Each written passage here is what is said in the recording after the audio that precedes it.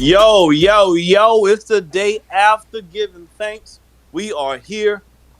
Blazing Takes, the last iteration of this version of Blazing Takes on today, Friday, but we had to give it up. We had to see what it is, man. I am, of course, Rick Blaze, and I'm gonna start this show off Lil Wayne style.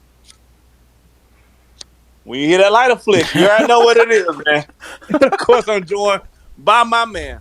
This is our last show together. I have to introduce him one more time. I've called him now Corporate C. My man Siege, how we doing, brother? Oh, we're doing great. Had a lovely Thanksgiving. Hope yours was the same. Um, yeah, man. Last episode together. I'll say perfect timing because I'm thankful to have been on this iteration of Blazing Takes. It's actually been a joy. You let me hop on and be part of this, and I've genuinely enjoyed every day, every show that we've done. So, I mean, it's been great, and I'll definitely be missing it. But every Man. once in a while, if you need like a guest or something, Oh, somebody to sure, hop in, sure. you know where I live, you know my number.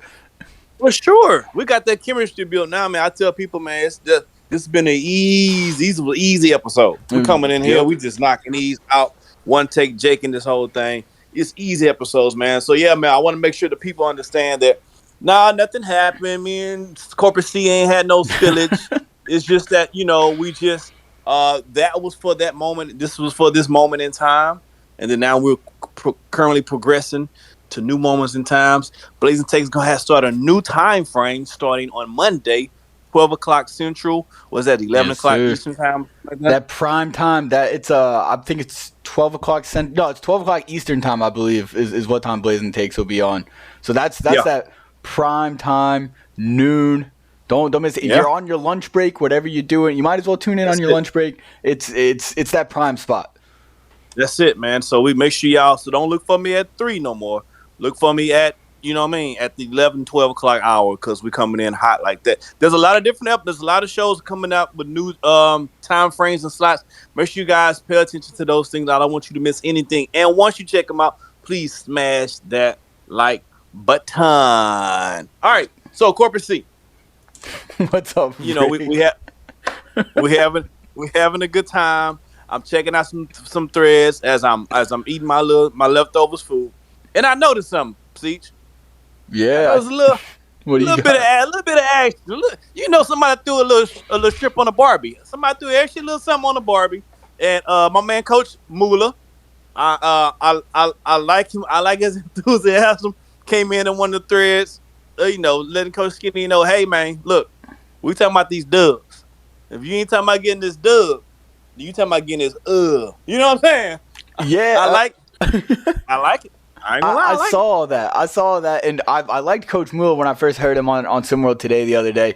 He's very confident. It seems like he has a direction he wants to go in, and that's not always something you find with prep coaches. They are focused on player development. They want to be the good guy, be the good coach who says my players matter more than anything to me. And look, there's something to be said about that. But this idea Coach Mula has, he's like, it is about winning. Because guess what? If we win, my players are going to learn how to win. And to win, they're going to have to learn how to play right. So we're going to win.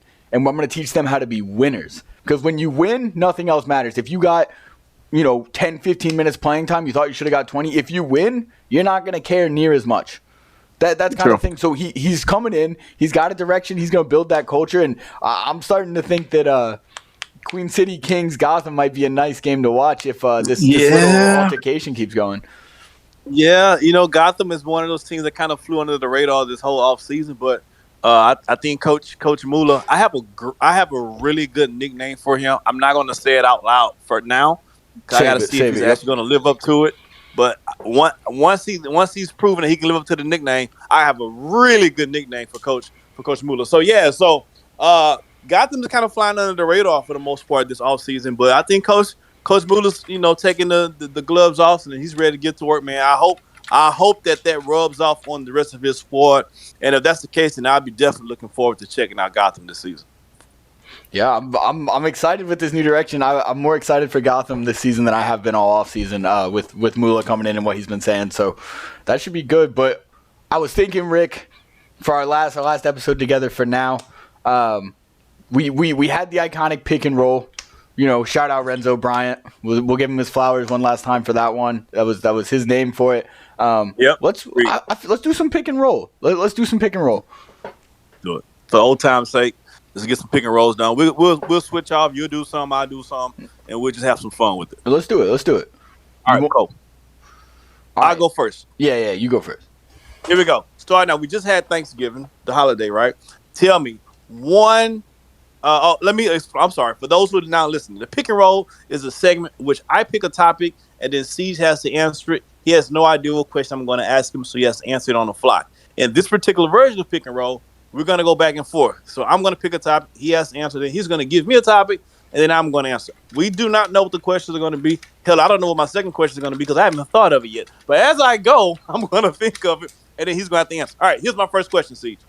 We just had the holiday Thanksgiving. I know that's not your favorite, but what at Thanksgiving to you is the most overrated Thanksgiving food item? The most overrated one, and I want the most underrated one. All right, well, this is hard because I think a lot of them are overrated, and this is a tough topic. This is almost like talking politics with some people because you say the wrong thing and it's war. So, but for me personally, I'm just like not a fan of the cranberry sauce. Like that just doesn't do it for me. It just there's nothing special about it for me. Okay. There's nothing special about it. Underrated.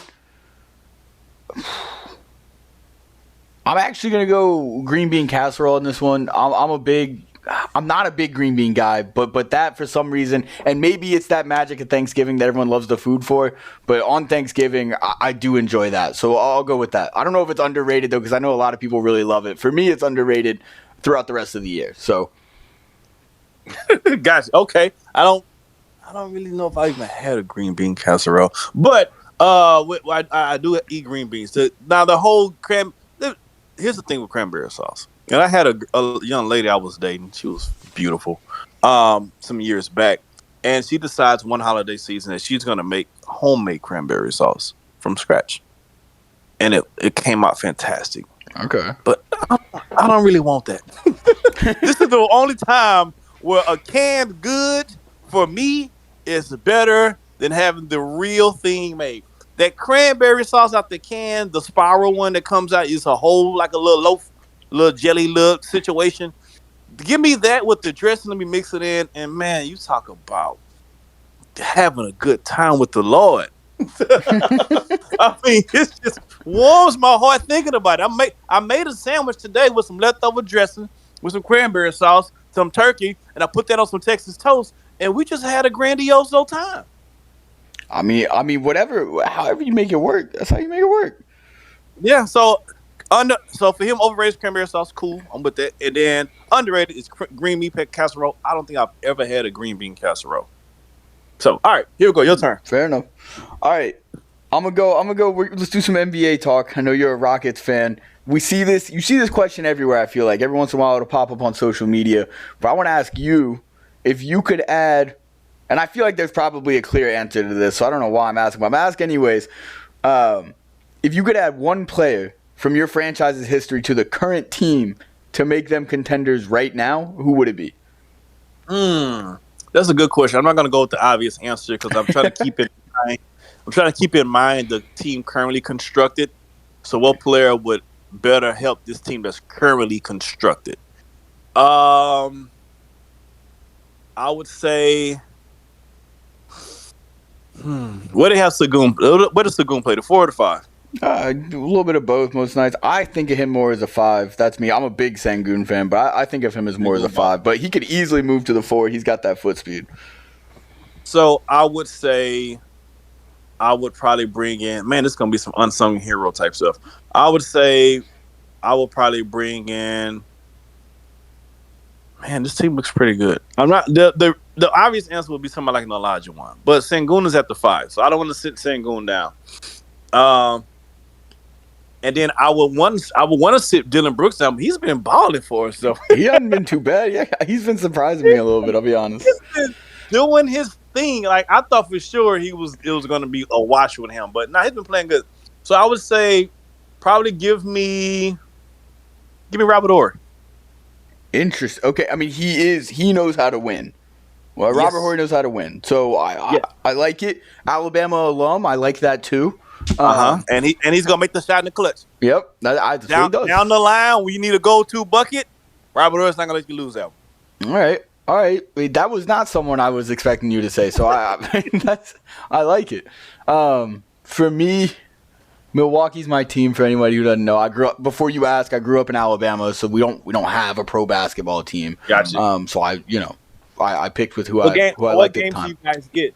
Just the primetime games out there in Alabama during basketball season. Yeah, just whatever's on TNT kind of thing. Well, I mean, I always had League Pass. Once I turned about 14, I started getting League Pass myself just so I could watch whatever I wanted. But Gotcha. yeah, I wasn't gonna miss out. But for me, for the Bucks, there's two options in my head. Both are kind of similar, but it's right now It's an easy answer for me. To me, it's a pretty easy answer when all things are considered. But the current hole in that roster, in that starting five right now, is at the 2 next to Dame right now. And what we really need is some good defense. And I think this guy brings defense, and he was an incredible scorer, as we all know. It's got to be Ray Allen. Gotta be Ray Allen. I think, again, the most touted, the most highly celebrated Buck, obviously, would be Kareem, but I don't see Kareem and Giannis operating well together. So right. I'm happy with Brook Lopez and Bobby Portis playing the 5 for us.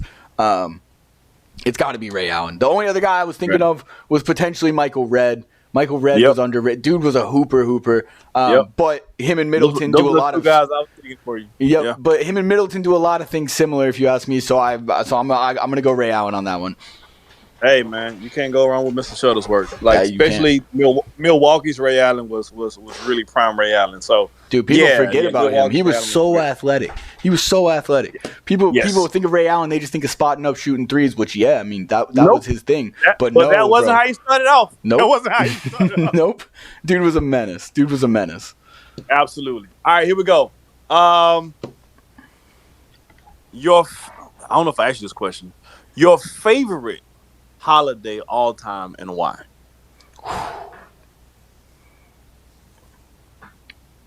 I think it's got to be, and this is a tough one because the actual day itself, the holiday itself, like I don't always do much for it, but I know a lot of people do. But it's Halloween for me, not necessarily for the day of Halloween. And is that even a holiday? I don't know. But I like the season. The whole October being kind of a spooky season, there's the Halloween aura in the air all month like that. There's just something about it that I just love it. I just love it. Okay, so for you it's Halloween. All right. Yale's like Halloween a lot too. I think Halloween and St. Patrick's Day is just his favorite too. Good picks. He goes wild on St. Patty's Day. He loses. He turns into a. I'm not even going to say. He goes wild on St. Patrick's Day. I could see it. He's a different animal. I'll say that. A little gremlin on St. Patty's Day. I can see it. Yeah. He starts early. He gets crazy on St. Patty's Day. That's great. What about you? What do you got? Favorite holiday? Favorite holiday for me is probably, besides my birthday, is probably. That's a good answer. I would say.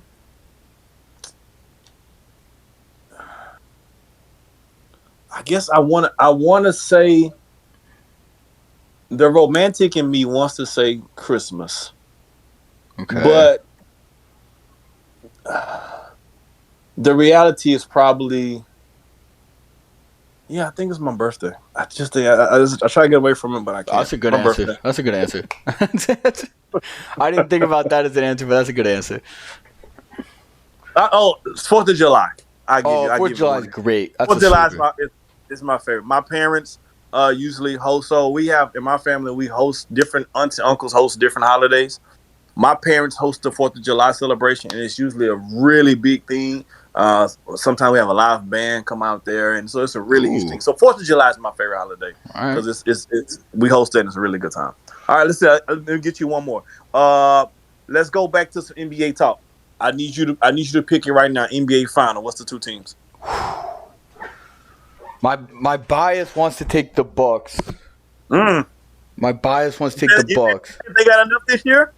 to make a first year with I Dame? miss Drew. Here's the thing. Here's what I'm going to say. Yeah. My hope They is missed that the defense. defensive woes will get figured out throughout the season. If Dame decides to start playing defense, which would be great. Do I miss Drew Holiday? For sure. But I also, I don't really... the Sixers aren't going to the finals. No offense, Philly fans, but it's the 76ers. Joel Embiid will be gassed by the time they get to the playoffs. He will not make it through. I'm not saying anything outlandish. That happens every year, so don't come for me. I don't see it with the Celtics. Jason Tatum's Really? a fantastic player. But the thing is, I'll say that, but then also the thing about the Celtics is they always give the Bucks nightmares. So, Yes. that's the thing is, they scare me on an individual one-on-one level, but for some reason, I just don't, Jason Tatum's great. Jaylen Brown, I think, is okay. I don't get the Jaylen Brown hype is not there for me. I don't know why he's on the same level as Jason Tatum when some people talk. They call it a 1A, 1B situation. That's not Jaylen Brown. He's a number 2. So I always worry that that's going to cause some kind of issues down the road. I like Porzingis. I like the way he's been looking with them. But we also know he's made of glass. So I don't know. My bias is going to win out. I'm going to take the Bucks to make the finals because that's what else am I going to do? But the West is interesting to me. It is. I really like what the Lakers did retooling, and I'll never bet against LeBron, but I feel like that's a boring pick. Also think the Nuggets are there's a very good shot they make it back, but I'm going to go with, and before anyone says anything else, no, I don't think the Suns are going to the finals. I don't trust what they got going on there at all. You don't trust the final? You don't trust the Suns at all? Not really. I mean, they did the whole Kevin Durant playing with 2 other superstars things after Golden State. It doesn't. I get that Kyrie and James Harden are a little more hard to work with than Devin Booker and Bradley Beal, but I just don't. I don't see it. They're all so ball dominant. At least Kyrie and James Harden were both great facilitators as well. James Harden, when he's facilitating, he's one of the best, if not the best, in the league. So and Kyrie is Kyrie, so I don't know. I just don't see it. They're all so ball dominant. Booker showed that he could, facilitate a little bit in the playoffs last year, but I don't think it's there. I don't think it's there. I don't think they have enough around him. I don't think it's there.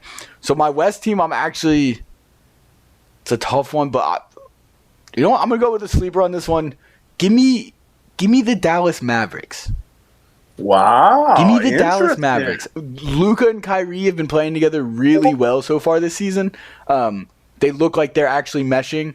It looks like they know what they're doing. And I think if they can get into the playoffs healthy and they can both keep this up, they could be scary. So that's my sleeper. Mavericks against Bucks. Interesting. Okay. So I would say, man, the team I really want to pick, if it was a neutral site, I would pick this team coming out the East, and it would be the Indiana Pacers on a neutral site. I like it. But it's not a neutral site. That's not how it works. So for the East, I think the Bucks need one more year, personally.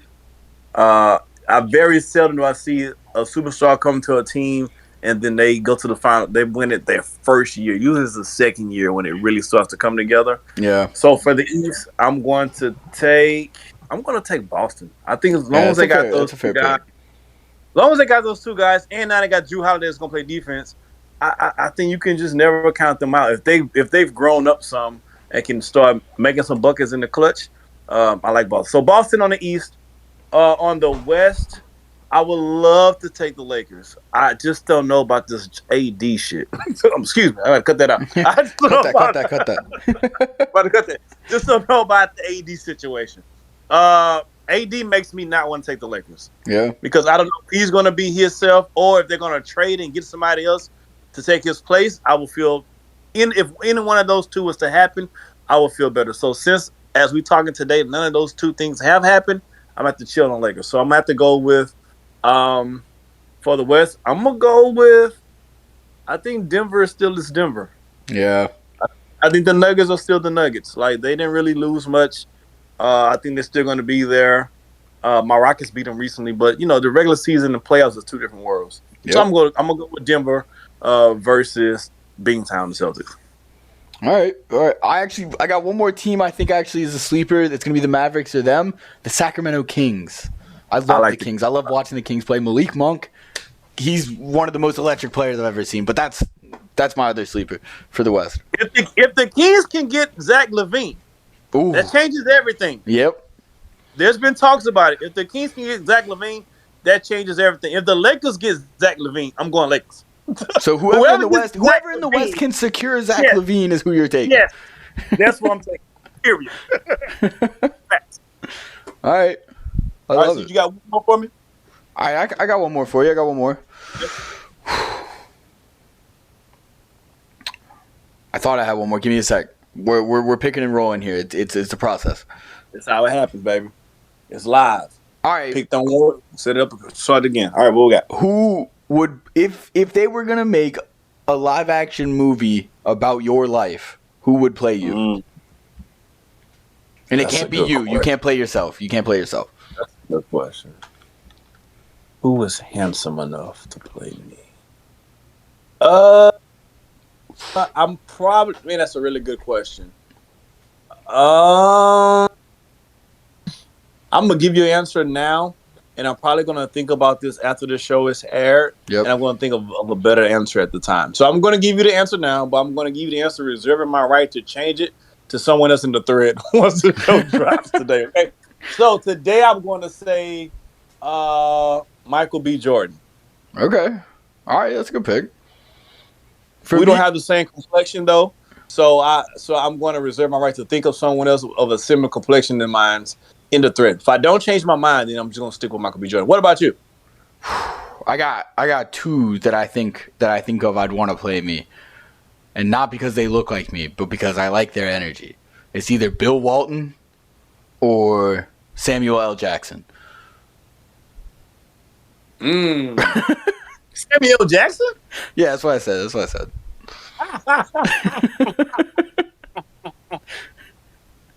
In the biggest movie of the summer, Samuel L. Jackson as Corporate Seed. Corporate Seed. Do you say MF that many times? Oh, dude, there are days that I do say it that many times. Wow. That is. You know who I thought you was going to say? Who? I thought you were going to say Leonardo DiCaprio. He's not good looking enough. That's not going to do. There's no, not on God's green earth what I thought you were going to say Samuel L. That is crazy. That's my favorite thing. What an awesome way to end the show with a Samuel L. Jackson Siege.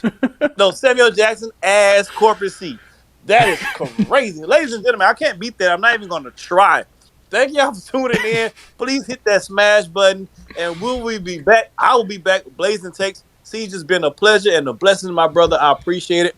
And Blazing Takes will be back on Monday, our new time, 11:12. Make sure y'all keep it